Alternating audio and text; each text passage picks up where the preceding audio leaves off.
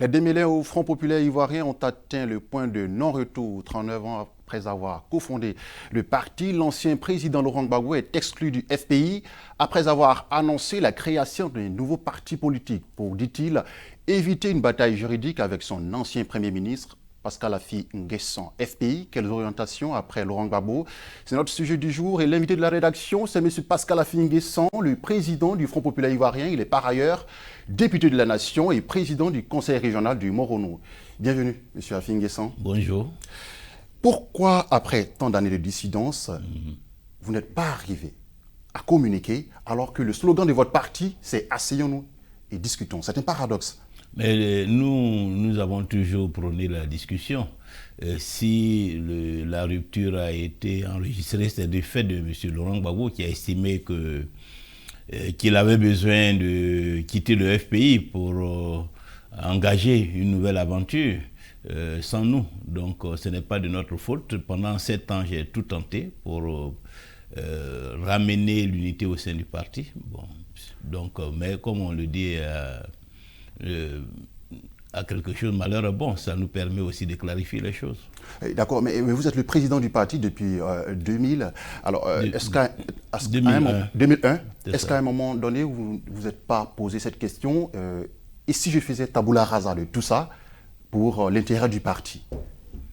Mais ce n'était pas dans l'intérêt du parti. Si je décidais de partir, ce serait plutôt travailler contre la démocratie, contre les valeurs du Front populaire ivoirien, contre les textes du Front populaire ivoirien.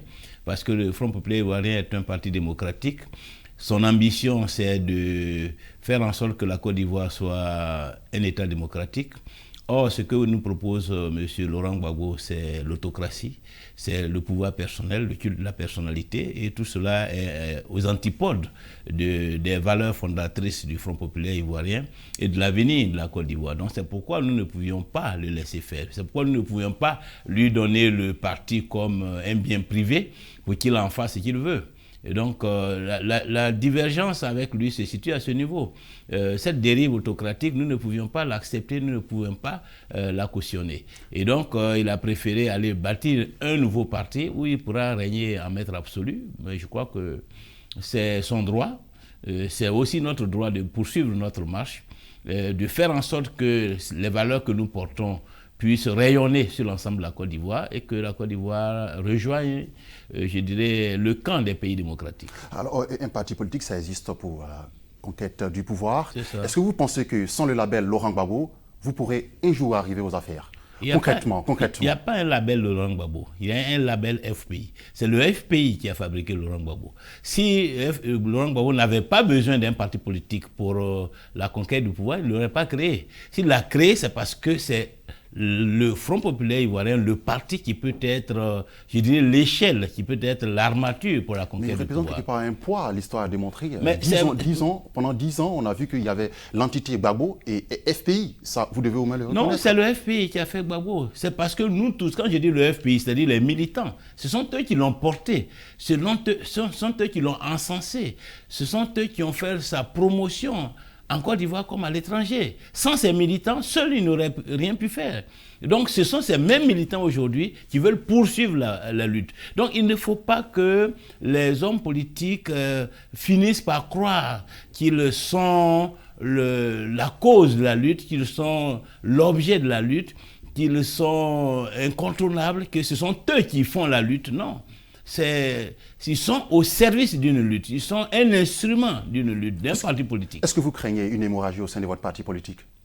Oh, je ne crains pas, parce que je pense que le Front populaire ivoirien est un parti démocratique. C'est-à-dire ceux qui y sont, ils ne sont pas pour un individu, mais pour une cause, pour un idéal, pour un projet politique. Alors, Monsieur le Président... Et donc, à partir de ce moment, je ne vois pas pourquoi ils quitteraient, parce qu'un individu est parti. Monsieur le Président, en 2015, vous avez été crédité de 9% de voix à l'élection présidentielle. Et là, vous avez présenté 85 candidats à la députation. Vous êtes 2 députés à l'Assemblée nationale. Est-ce que vous pensez que c'est un poids suffisamment important pour faire chemin? Oui, c'est un poids important. Il ne faut pas regarder seulement le poids du parti à travers les élus. Quand on connaît le contexte politique. Le contexte national est un contexte dominé par le clanisme, c'est-à-dire les questions ethniques et la question de l'argent. C'est cela qui formate l'échiquier politique aujourd'hui. C'est ça qui nourrit la politique aujourd'hui. Nous ne sommes pas dans ce registre-là. Nous sommes dans un registre démocratique. Et notre objectif, c'est de faire en sorte que le clanisme recule en Côte d'Ivoire. Que les Ivoiriens ne votent pas les individus par rapport à leur ethnie ou bien par rapport à leur portefeuille, mais par rapport au projet politique qu'ils leur proposent. Donc ce projet-là, nous le portons fièrement. Même si aujourd'hui, il n'est pas encore très populaire. Parce qu'après la crise, il y a une sorte de perturbation du jeu politique. Nous continuons de travailler et nous savons que l'avenir est pour nous. Puisque nous savons que dans l'avenir, les Ivoiriens vont choisir les projets au lieu de choisir les individus et leur portefeuille. Alors vous êtes trotskiste, vous êtes social-démocrate, vous êtes un socialiste, marxiste aussi? Non. Non? Non, je suis un social-démocrate. L'idéologie du parti demeure? Bien sûr. Est-ce que c'est pas une crise de souverainisme? Non, nous ne sommes pas dans ces logiques. Le congrès de Mourossou. Je ne suis pas concerné. Il n'y a pas eu de congrès. En ce qui me concerne, en tant que président du Front populaire ivoirien, nous n'avons jamais tenu ni à Mama ni à Mossou de congrès. Qu'est-ce que vous pensez de l'alliance, du rapprochement PDCI-EDS? Mais toutes les alliances sont possibles et légitimes. Dans un paysage politique éclaté, les partis politiques sont obligés de se rapprocher pour construire des majorités. Donc c'est leur droit. Nous-mêmes, nous avons été précurseurs dans cette volonté de rapprochement avec le PDCI. Il se trouve que pour des raisons tactiques, le PDCI a préféré faire l'alliance avec les Gor, avec les dissidents. Nous en prenons acte. Monsieur le Président, pas de réponse sous-marin. Je vous demande, est-ce qu'éventuellement on pourrait penser à une alliance, bien évidemment, il y a un congrès qui a annoncé, à une alliance FPI-RHDP dans la perspective de 2025? Nous sommes à la disposition du pays. Nous travaillons dans l'intérêt du pays et ces questions-là sont des questions qui relèvent de la souveraineté des instances du parti. Est-ce que c'est possible que vous puissiez faire une alliance avec le RHDP, Monsieur le Président? Je dis que nous sommes à la disposition de la Côte d'Ivoire et les questions d'alliance relèvent de la souveraineté des instances du parti. D'accord, mais vous, aujourd'hui, quelles sont vos perspectives pour 2025? Mais c'est la conquête du pouvoir. Nous avons un parti, nous sommes présents sur l'ensemble du territoire, même si nous n'avons pas de députés, mais nous avons des camarades, des cadres qui sont présents partout. Nous avons plus de 600 fédérations. Sur l'ensemble du territoire, nous avons des hommes, nous avons des cadres. C'est vrai que nous avons des limites au plan matériel et financier, parce que pendant les 10 ans de règne du Front populaire ivoirien avec le président Gbagbo, beaucoup de cadres n'ont pas pu faire l'objet de promotion, ils n'ont pas beaucoup de moyens.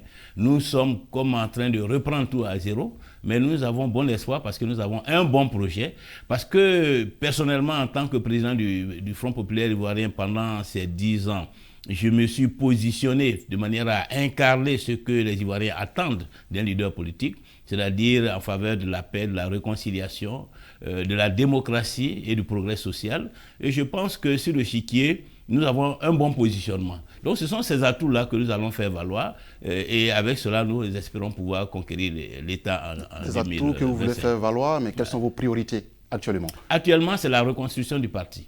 Il faut l'implantation du parti, il faut mieux faire connaître la nouvelle identité du parti, qui est un parti moderne, qui est un parti qui a rompu avec certains concepts éculés, le tribalisme, qui a rompu avec la xénophobie, qui a rompu avec l'extrémisme, qui a rompu avec cette volonté de vouloir toujours en découdre avec l'international, qui a conscience que la Côte d'Ivoire se situe dans le monde, qu'il a besoin de nouer des rapports cordiaux, fraternels avec tous les pays du monde, que c'est un pays important d'Afrique de l'Ouest qui abrite une forte communauté étrangère, qu'il faut tenir compte de leurs intérêts, qu'il faut savoir comment faire pour que cette communauté-là participe et dynamiquement, de façon dynamique à l'économie nationale. Donc c'est un parti qui a le souci du progrès social parce qu'il y a beaucoup de pauvreté dans le pays, l'école est en faillite, la santé c'est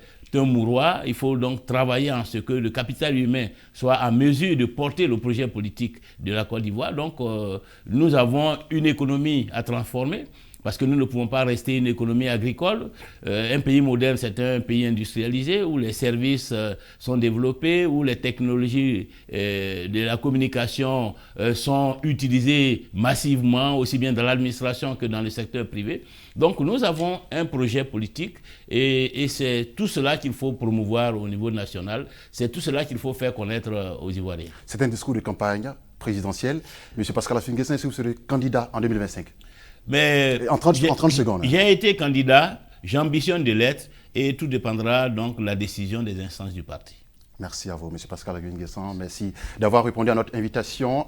La prochaine fois, certainement, vous serez sur ce plateau en tant que candidat, je pense. Je l'espère bien. D'accord. Merci à vous. Merci. C'est déjà la fin de l'émission. C'est la fin de l'invité de la rédaction. Merci à tous de nous avoir suivis. Continuez surtout de vous informer sur Medi 1.